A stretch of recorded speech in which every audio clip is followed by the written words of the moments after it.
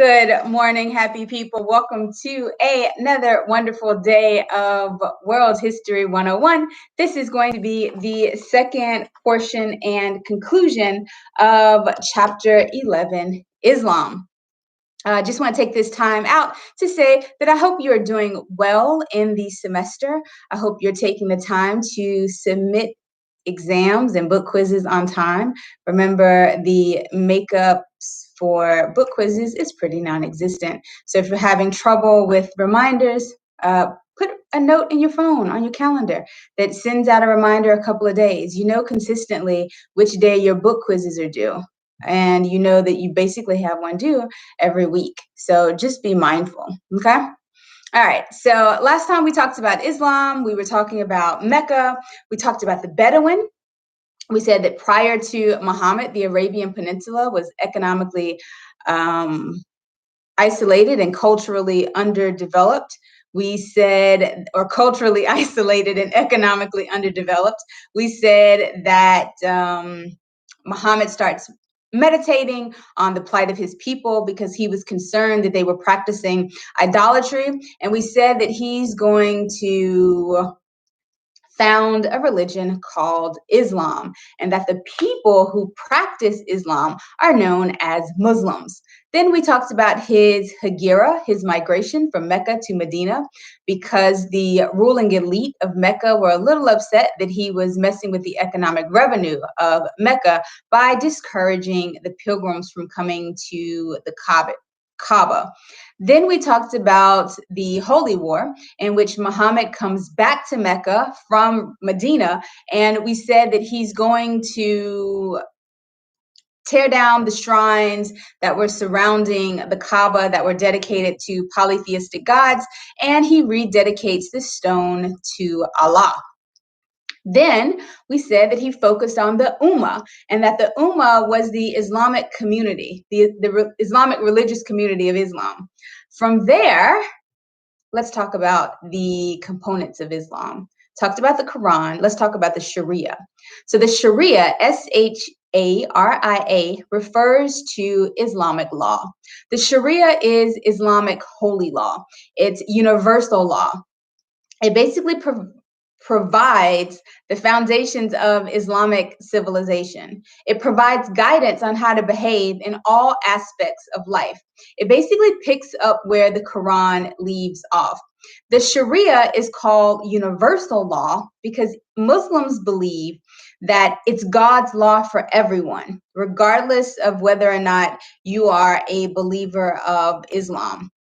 The Sharia is an all-encompassing universal law. So it doesn't just concern itself with personal matters, but it also affects political and stately matters. Ulama, U-L-A-M-A. Ulama refers or translates to those who know. And what do the ulama know? The ulama are Muslims who study, interpret, and administer the Sharia. So this is going to be different from the Qadis. So ulama, these are Muslims who study, interpret, and administer the Sharia. The Qadis, Q-A-D-I-S, Q-A-D-I-S. The Qadis are Islamic judges. So ulama, those who study, interpret, and administer the Sharia. And the Qadis are the Islamic judges associated or who carry out the Sharia. Let's talk about the 5 pillars, P-I-L-L-A-R-S. So a pillar is a basic belief or a tenet, T-E-N-E-T. So the basic beliefs of Islam, these 5 basic duties or 5 basic obligations that all good Muslims must complete. You got 1, repetition of the creed. Repetition of the creed is simple. There's one God, his name is Allah, and Muhammad is his messenger. That's it. 2, second pillar of Islam is going to be daily prayer. So Muslims believe in praying 5 times a day toward Mecca. They pray at dawn, midday, mid-afternoon, sunset, and nightfall. In a mosque, prayers are generally limited to men, and women are required to pray at home. So far in our 5 pillars journey, we've got repetition of the creed. Then we had daily prayer 5 times a day. Now we have almsgiving. Almsgiving is when Muslims give to the poor. They share their possessions with the poor within their community. The 4th pillar, Pillar, is fasting. Muslims fast during the month of Ramadan. So they fast during the entire month of Ramadan, but it's only from sunrise to sunset hours. It's not like a full fast for 30 days, and it's on a lunar calendar. Okay, so they fast for the entire month of Ramadan. Muslims are expected to abstain from food, drinking, smoking, sexual relations during the daylight hours. The fast is kept in remembrance of the month when the Prophet first received his revelation. The only Muslims who are going to be exempt from fasting are Muslims who are sick, traveling, people who are breastfeeding, women who are breastfeeding, and very small children. When Ramadan is concluded, Muslims celebrate with a 3-day fast called Eid. And I used to know like this saying for Happy Eid, but I cannot think of it off the top of my head right now. But like it makes you seem very understanding and accepting and inclusive. We like that word, inclusive, when you can tell someone Happy Eid. I like it. And our 5th pillar of Islam is going to be the Hajj, the pilgrimage. So the pilgrimage to Mecca, better known as the Hajj, is the one pillar that you could potentially get away with not completing and still be considered a good Muslim. And that's because this involves an economic aspect. So not every Muslim is going to be able to afford to make this pilgrimage. So when they take the pilgrimage, they make 7 trips around the Kaaba and they kiss the black stone. And of course, we know that that pilgrimage is called the Hajj. Oh, have you ever seen Malcolm X, like the one with like the Spike Lee version of Malcolm X with, of course, Spike Lee and Denzel Washington? Remember Malcolm X, like Denzel Washington's character took the Hajj, right? And when he went to Mecca, like outside of Mecca, remember that he left whatever transportation he had and like they walked the rest of the way. But before he started the trek, like the pilgrimage, remember he changed clothes. So as he was making the pilgrimage, like you see like the imagery of all these people walking in simple sandals and white garments. That's because like the whole point of the Hajj is to eliminate those economic differences that might separate us as human beings and tie us in together as a brotherhood. Yeah. So they have to be dressed in simple garment, briefest, simplest of sandals, so the rich and the poor can't be distinguished. During the pilgrimage, notice that when Malcolm X came back to the United States, he had like a beard. That's because during the pilgrimage, they don't cut their hair or their nails. Let's talk about the expansion of Islam. So in 632, Muhammad dies at the age of 62.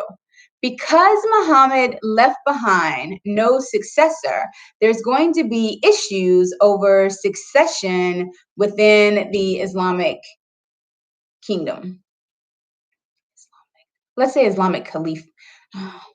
Islamic world. Let's say that because it's not really a kingdom and it's not really an empire. So let's say Islamic world. Let's say that. So rewind.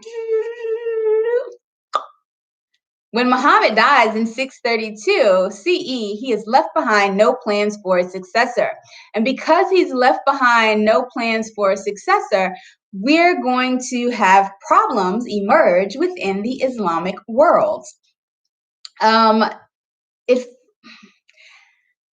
so we're going to have 2 branches or sects, sects, emerge as a result of Muhammad failing to leave behind a successor.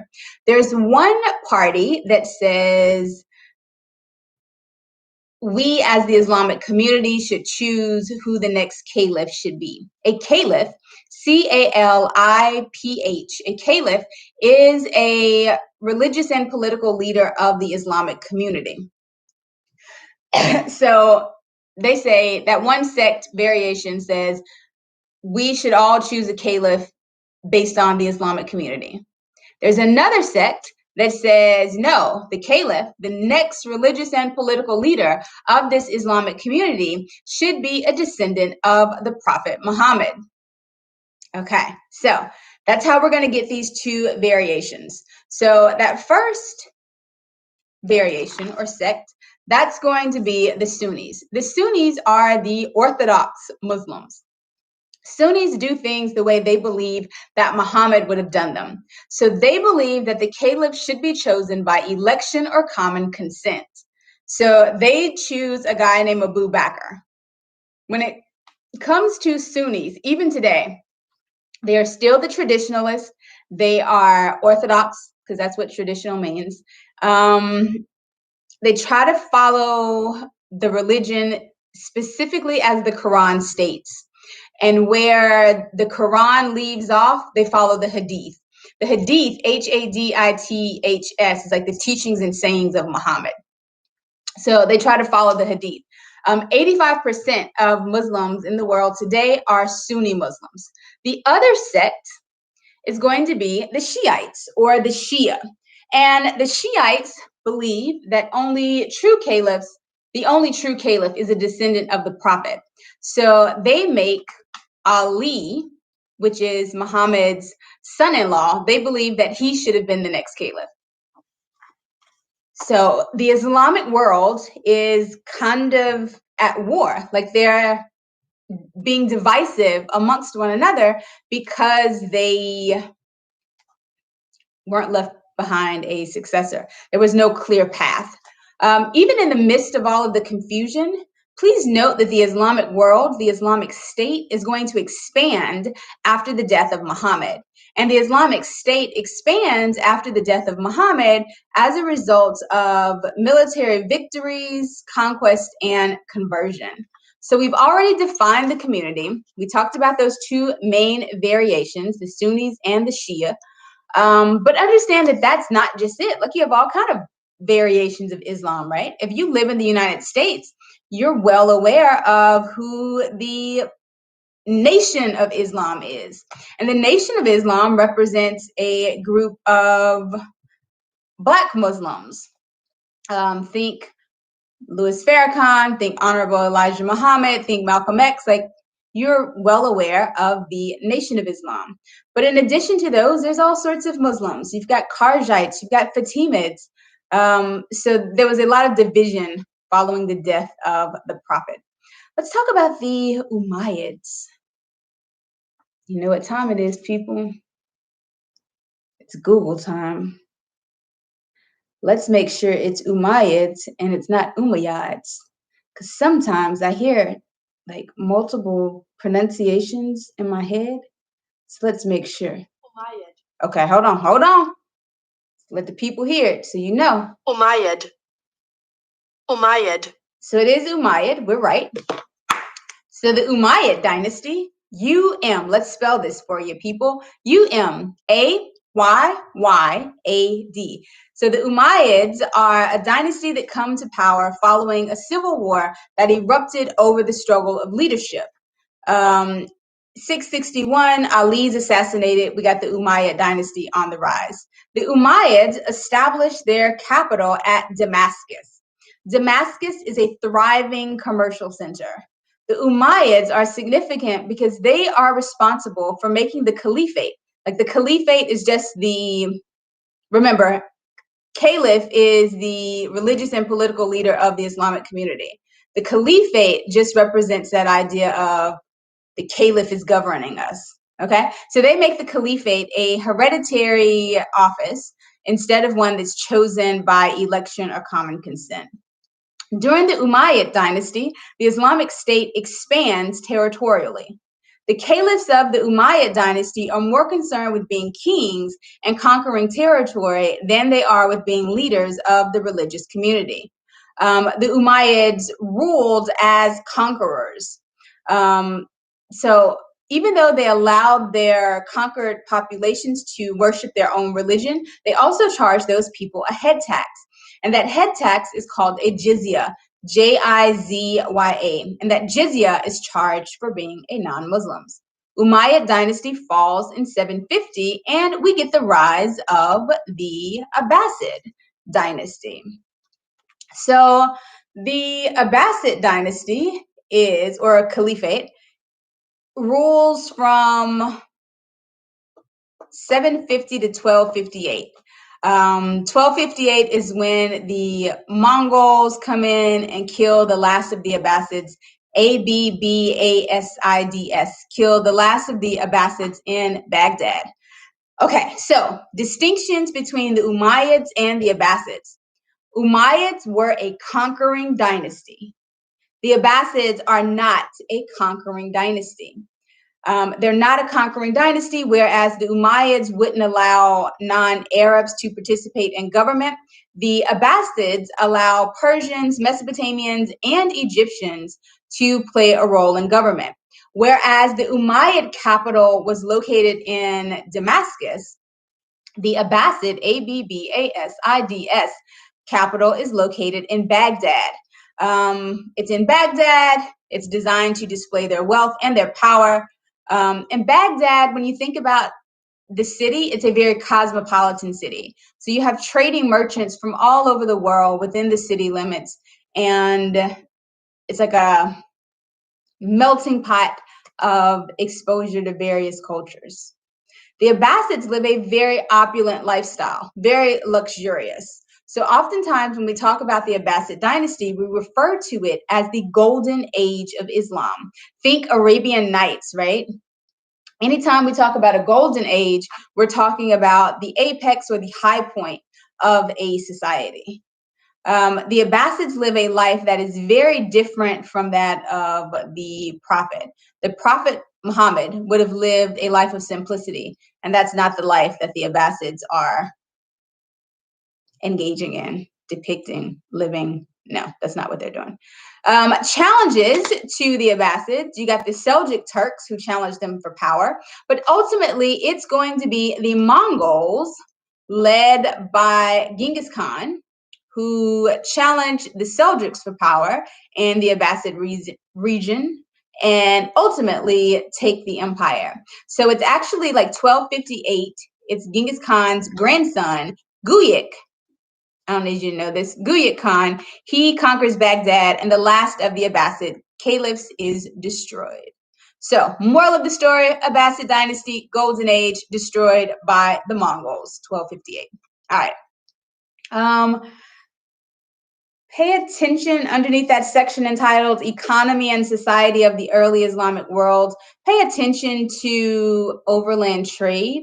So even though the Arabian Peninsula is located near the Indian Ocean, we know they're engaged in maritime trade, right? So we know we've got the Red Sea, we've got the Persian Gulf, we've got the Arabian Sea, we've got the Indian Ocean, you've got the compass, you've got the Latine sail, which is a triangular sail, and you have an astrolabe. Astrolabe measures latitude.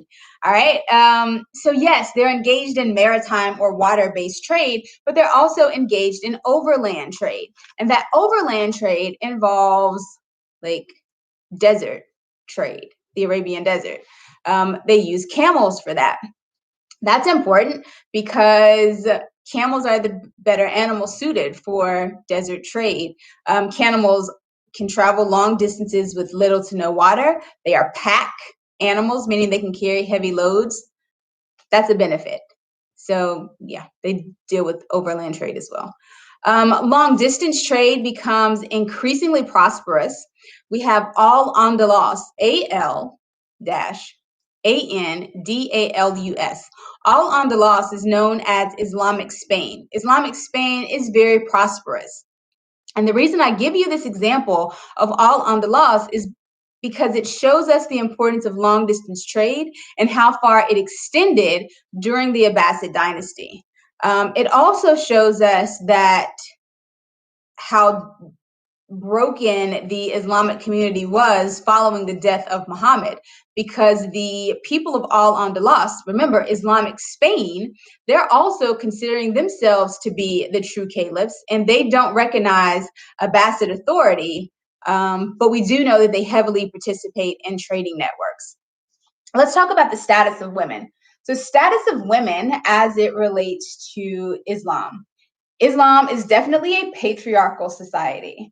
The women of Islam are actually more free than other women we've discussed. That more free idea is probably a little odd for many of us, because we don't realize that initially Muslim women did not veil. Muslim women actually adopted the veiling practice from women of Byzantine Christianity. So that idea of veiling is originally a Christian practice and not an Islamic practice. So women of Islam are more free than other women we've discussed. They can inherit property, they can testify in court, they can initiate divorce, and that's important for women in this era, and they can also engage in business ventures.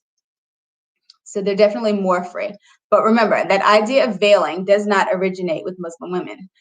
They got it from Byzantine Christianity. Cool. All right. Islamic values and cultural exchanges. We've already talked about Muslim merchants and missionaries spreading Islam through these trade routes. We keep talking about that and how important these trade routes are. Let's talk about madrasas. Madrasas, madrasas. So madrasas are institutions of higher learning. They're institutions of higher education that start to appear around the 10th century. So oftentimes Muslim rulers recruit students from the madrasas for administrative positions. And they do that because these are going to be literate and well-learned men. It's very akin, very similar to the Han use of the Confucian Civil Service exam to find people for government service, except in this case, we are calling the schools madrasas. The Sufis, they are our last component of chapter 11, and the Sufis are Islamic mystics. So they believe in an intense emotional connection with the Prophet Muhammad. They believe that in order to free themselves from the restraint of the material world, they have to practice asceticism. So they punish the flesh, which is what we've been talking about with asceticism all semester. Asceticism. Yeah, that's right. Asceticism. They practice asceticism to get closer to God, to get closer to Allah. So Sufism, broad term used to refer to Islamic mystics. They focus on getting close to Allah more so than they focus on reading the Quran. Sufis are important because they represent Islam's most effective missionaries. Their beliefs, though, go so far against the grain of like Orthodox Sunni Muslims. But yet and still, it's their devotion to helping others that makes them the most effective missionaries of Islam. All right, lovies, that is the conclusion of chapter 11. I hope you enjoy this chapter. It's one of my favorite chapters to teach. I hope you're having a great day. Stay on top of those assignments. I love you unconditionally. Bye.